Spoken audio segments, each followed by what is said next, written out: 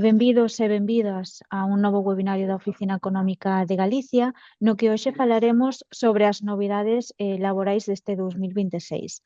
Antes de comenzar, coméntovos que se tedes algunha dúbida ou pregunta durante o webinario, podedes escribila a través do chat e ao finalizar deixaremos uns minutos para dar resposta ás dúbidas que teñades. Se queredes facer unha consulta máis específica para o caso da vosa empresa, o que vos recomendamos é solicitar o asesoramento gratuito que ofrecemos desde a Oficina Económica para que unha persoa experta vos poida axudar. Para solicitalo só tedes que cubrir o formulario que vos vou a deixar pegado no chat con información básica para que a persoa experta teña de base para falar con vos, para contactar con vos. Unha vez dito isto, imos comenzar entón coa sesión de hoxe e para iso voulle dar paso a Eva Vilar, que é técnico especialista en xestión laboral e recursos humanos na empresa Álvarez Real e ademais é experta colaboradora da Oficina Económica de Galicia. Hola Eva, que tal? Hola, buenos días. Cando queiras, estamos vendo a presentación. Vale. Bueno, pois nada, bos días a todos. Eu chámome Eva, como vos comentaba Andrea. Son técnico laboral na empresa Álvarez Real e colaboradora experta da Oficina Económica de Galicia. Agradezco en primeiro lugar á Oficina Económica de Galicia a oportunidade de estar hoxe aquí para falarvos sobre as novedades laborais para este 2026. É un placer, polo tanto, darvos a benvida a este webinar. Nel analizaremos pois eso, as principais novedades laborales para este ano, vale? Bueno, que entrarán en vigor ou se prevé que entren en vigor ao longo do ano. Nesta sesión abordaremos eso, cada novidade desde unha perspectiva técnica, pero práctica, co obxectivo de que ao rematar teñades unha idea clara do que cambia e como actuar ante ese cambio. Entonces, pois nada, moitas gracias a todos e comezamos.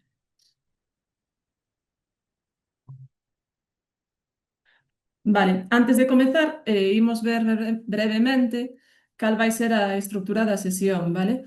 Por un lado, o novo SMI, que como xa sabedes xa entrou en vigor, a ampliación dos permisos retribuídos, as bases máximas de cotización sociais e revalorización das pensións, novidades en contratos de formación.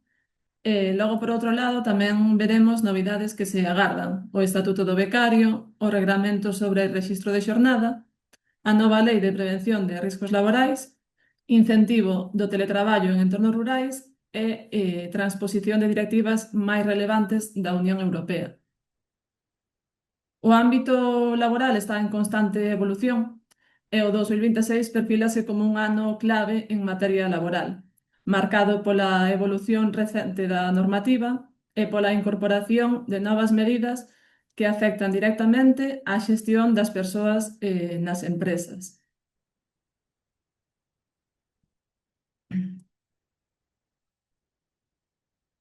O salario mínimo interprofesional vale, o, o pasado 18 de febreiro publicouse o Real Decreto 126/2026, polo que se fixa o salario mínimo para este ano 2026. Establécese así en 1.221 euros mensuais en 14 pagas, o que ven sendo 1.424,50, se non recordo mal, en 12 pagas, ou 40,70 euros diarios, o que supón un incremento con respecto ao 2025 do 3,1%. En cómputo anual serían 17.094 euros, no 2025 estaba en 16.576, é dicir, sobre 518 euros por encima.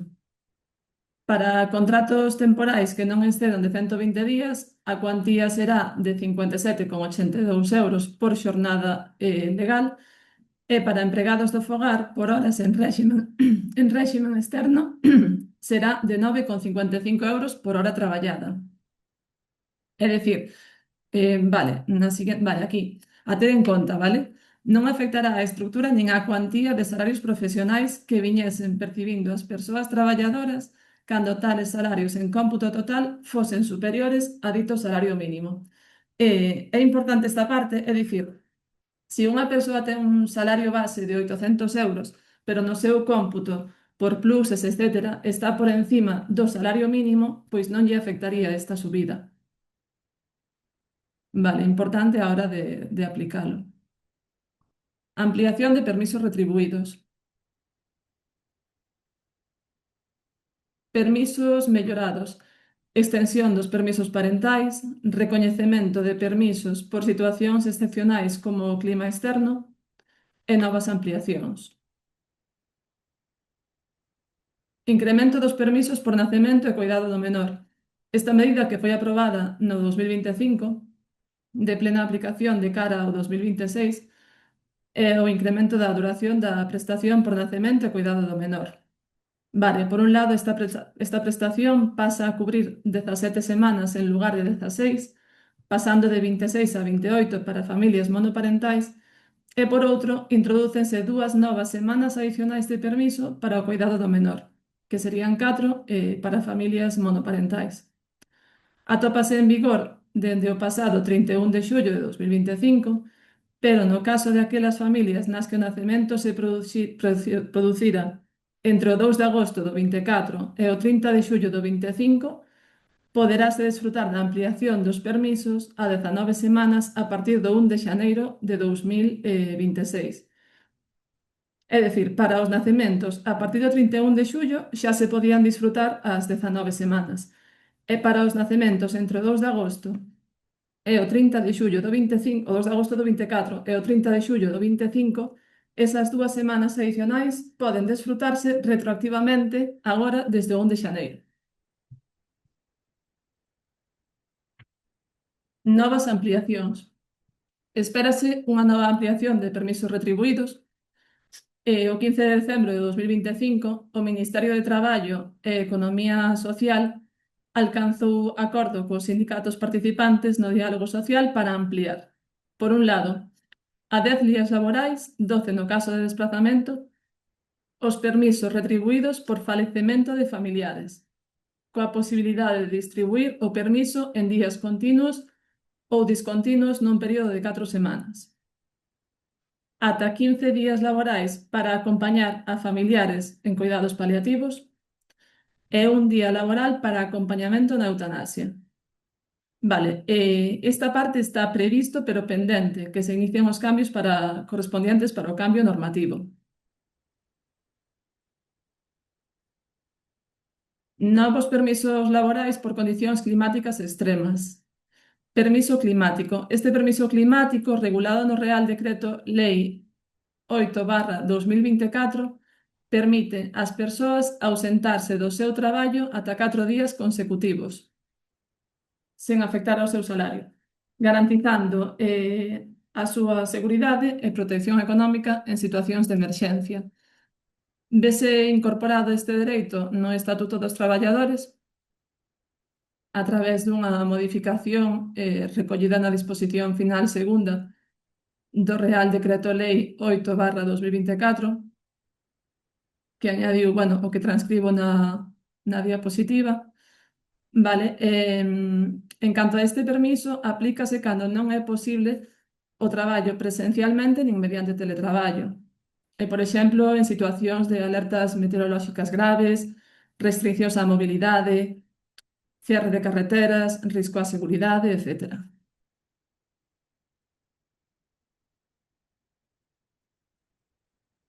Bases máximas, cotizacións sociais e revalorización das pensións.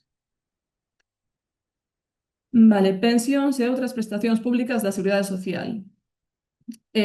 Aquí vemos actualizadas as pensións contributivas e as pensións de clases pasivas que se revalorizan nun 2,7% respecto ao seu importe a 31 de decembro de 2025. Establécense en 3.359,60 euros mensuais o límite máximo de percepción das pensións públicas.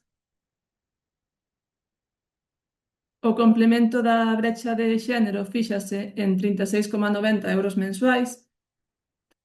As pensións non contributivas de invalidez e xubilación terán un importe anual de 8.803,20 euros. Actualízanse as cuantías anuais das prestacións familiares na súa modalidade non contributiva e establécense os límites de ingresos anuais para 2026, aplicables ás persoas beneficiarias do ingreso mínimo vital con fillos a cargo. Isto está na orden publicada no BOE o 23 de xaneiro de 2026, vale?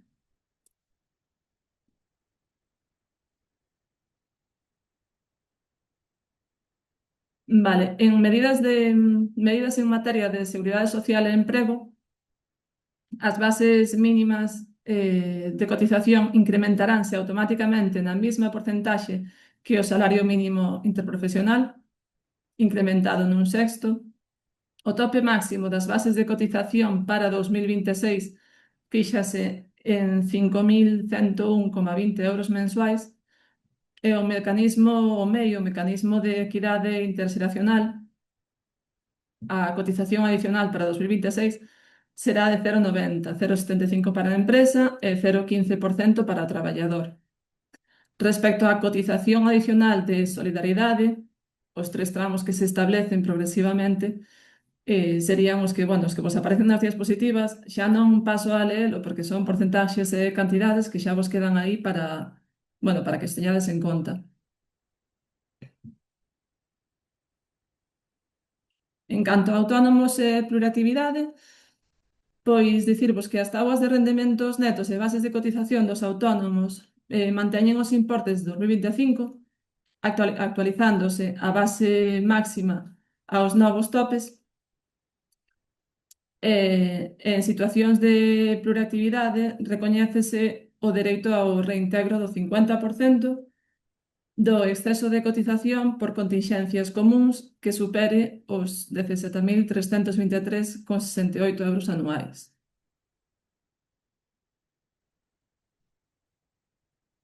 Tamén se establecen novas regras de cálculo para as pensións de xubilacións.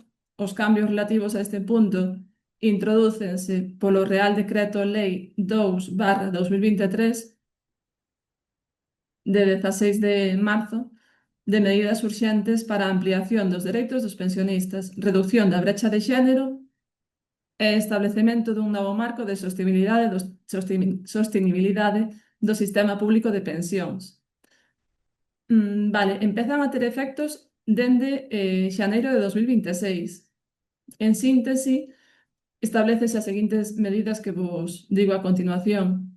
Reforzo da sostenibilidade do sistema público de pensións aumentando ingresos vía cotizacións, ampliación progresiva do período de cálculo de pensións, mellora do complemento para reducir a brecha de xénero, establecemento dunha cotización adicional de solidariedade para salarios máis altos e introdución dunha mellora para autónomos, tempo parcial e xubilación parcial. Vale? A continuación, destaco dous puntos clave dos que vamos a falar. Vale, a ampliación do cálculo da base reguladora para as pensións. Entonces, o cálculo da base da pensión de xubilación cambiará gradualmente, dende xaneiro do 26 ata o 2037.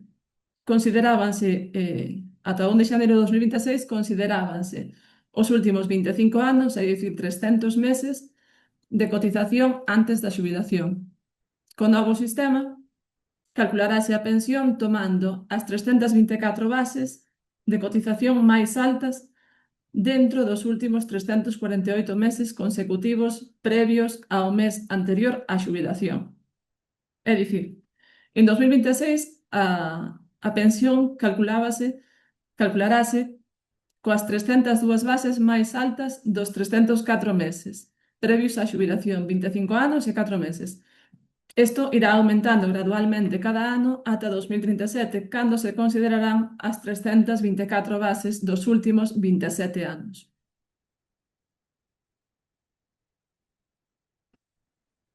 Agora ben, Pois eso, como vos decía, o Real Decreto prevé outro réximen transitorio, polo que, dependendo de cando se xubile a persoa, seralle de aplicación o anterior ou o novo sistema, según lle sexa máis favorable.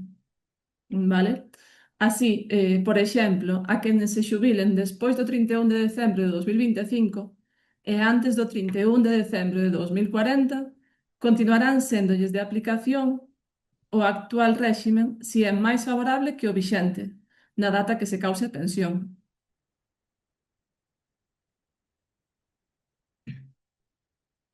Vale, integración das chamadas lagoas de cotización.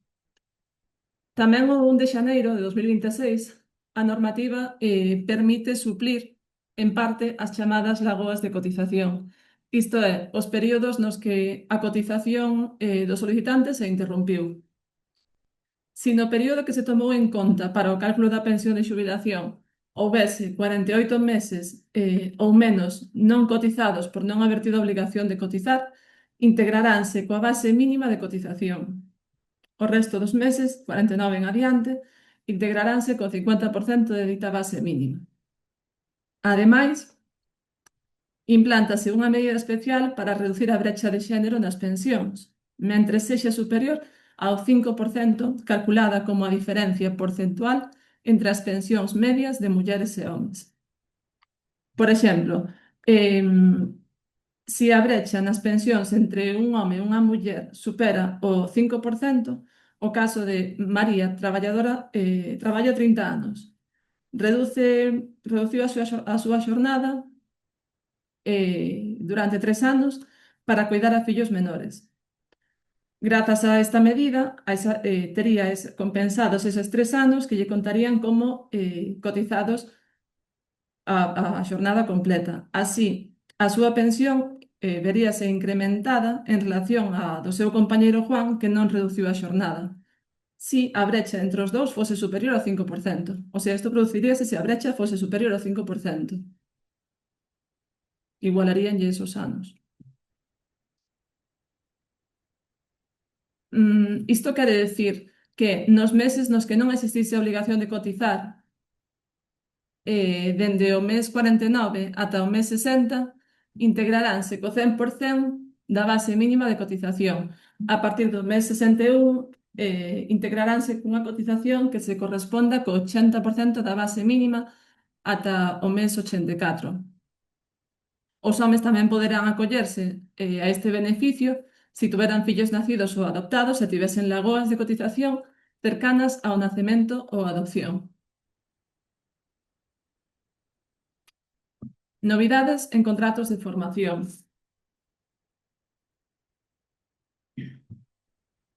Vale, cambios nos contratos de formación e alternancia.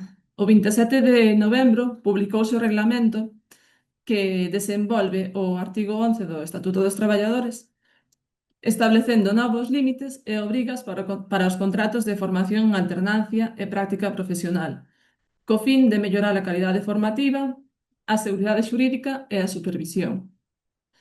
Vale, o Real Decreto regula estas dúas modalidades, contrato de formación en alternancia, co obxectivo de compatibilizar o traballo remunerado coa formación, e contrato para a obtención da práctica profesional, orientado a persoas con título ou formación previa que buscan adquirir práctica profesional.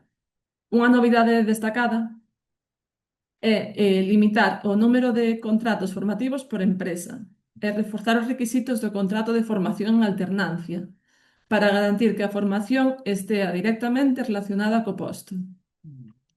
Este decreto, este reglamento está vixente desde o 27 de novembro de 2025. Vale, que novidades, ahora vamos a ver, pois que novidades se agardan para este ano 2026. Por un lado, o Estatuto do Becario. Prevese que continúe a tramitación para a aprobación da lei que pretende delimitar as actividades formativas frente ás laborais e proscribir o uso das prácticas como traballo de baixo custo ou sustitutivo de traballadores. Entre outras cuestións, a nova norma exixirá un plan formativo individual vinculación directa co itinerario educativo e tutela específica, e fixa un máximo de 5 persoas en formación por tutor e un tope do 20% de persoas en prácticas sobre a plantilla. As persoas en prácticas terán dereito a descanso, ao uso dos servizos do centro de traballo, á protección frente á violencia e o acoso e á compensación de gastos. Eso podría aprobarse durante este ano 2026. Regramento sobre o rexistro de xornada, tamén algo do que estamos todos pendentes. Rexistro horario digital. Vale, a obrigatoriedade de certos sistemas de reporte pospuxéronse a 2027 tras cambios normativos, como o caso da facturación digital.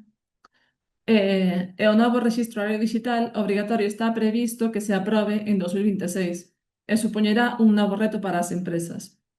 Con esta medida, búscase modernizar e mellorar o control de xornada laboral mediante ferramentas tecnolóxicas. O seu obxectivo principal é garantizar o cumprimento dos horarios de traballo, asegurar o pago correcto das horas extras e protexer os dereitos tanto dos empregados como dos empregadores. Os cambios máis relevantes sería que sería obrigatorio o formato digital, xa non sería válido a firma en papel.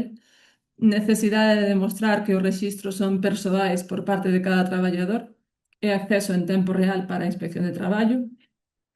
Prohibición de sistemas biométricos invasivos e a conservación obrigatoria de rexistros por 4 anos.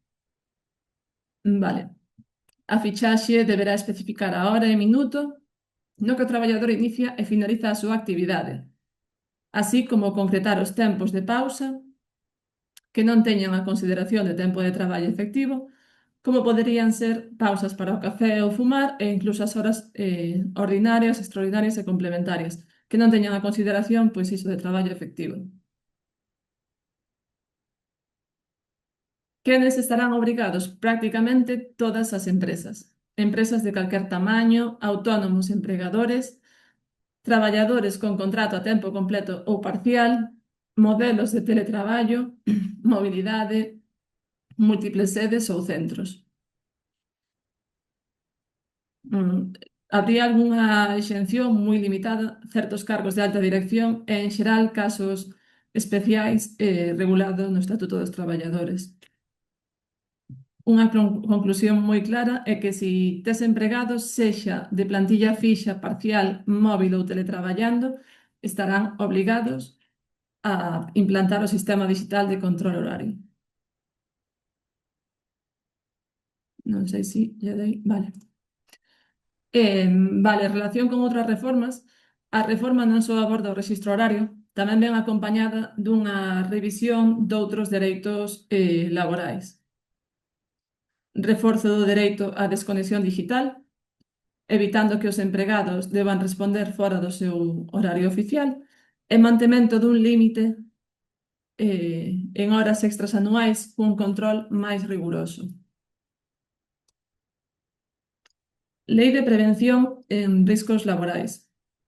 Tamén está prevista unha nova lei de prevención en riscos laborais, a cal impulsa unha reforma que reforza a protección frente a riscos tradicionais e emerxentes, incluindo saúde mental e cambio climático, pendente aínda de aprobación parlamentaria, vale? Os aspectos claves desta nova lei sería a prevención de riscos asociados ao uso das tecnoloxías, protección frente á exposición a determinadas sustancias químicas, reforzo da prevención de riscos psicosociais e incorporación da perspectiva de xénero á prevención de riscos laborais.